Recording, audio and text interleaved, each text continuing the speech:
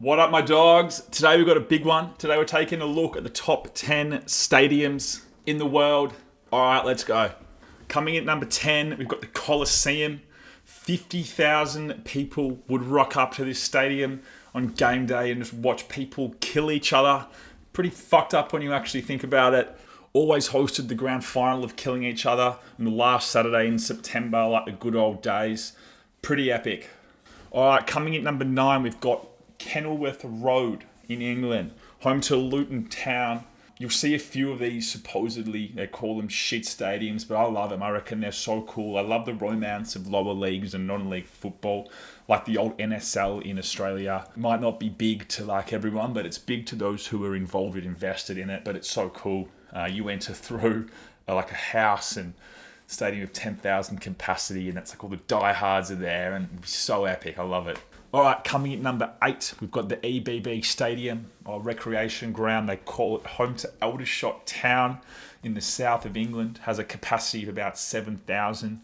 But in the 70s, there was an FA Cup game there against Carlisle United, when they got 19,000 people in there.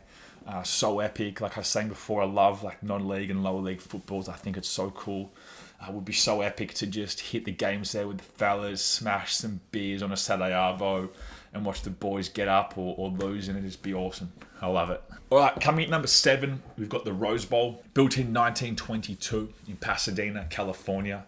Currently has a capacity of 92,000 people and is the 16th largest stadium in the world.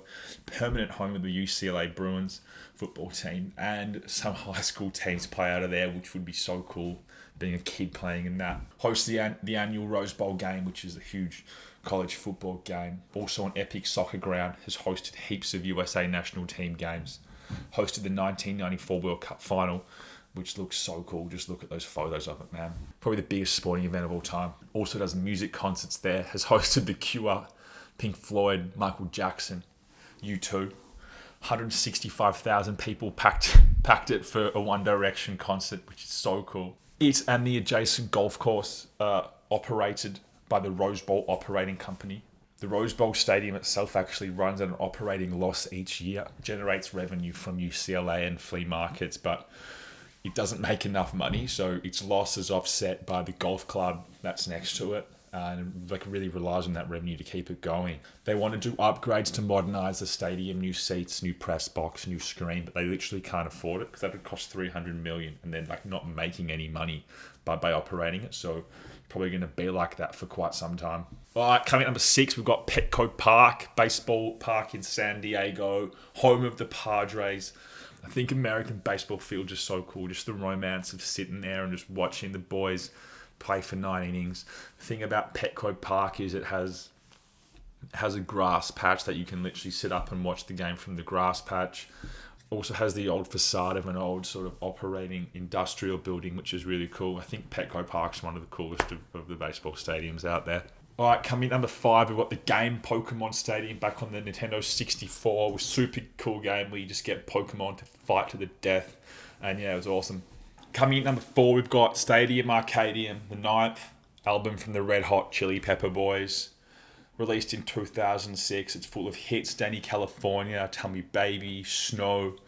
Great album from the boys, and yeah, super epic. Super iconic.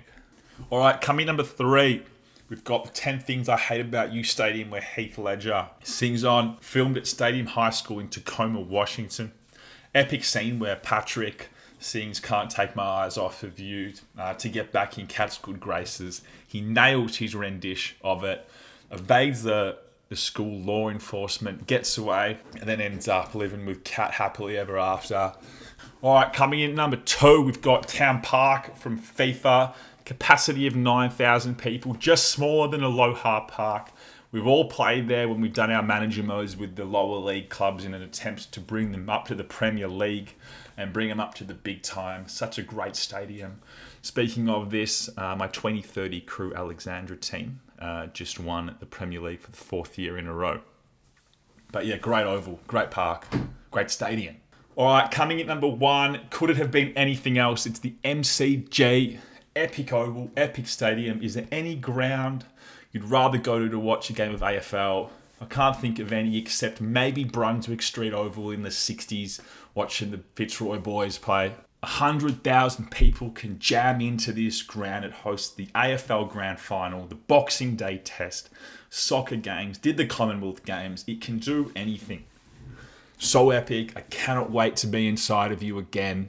And yeah, we'll be there. We'll be there soon, hopefully. Alright, that's it for top 10 stadiums. Thanks for watching, and let me know what you thought of it in the comments. Have a great day, and I'll see you next time.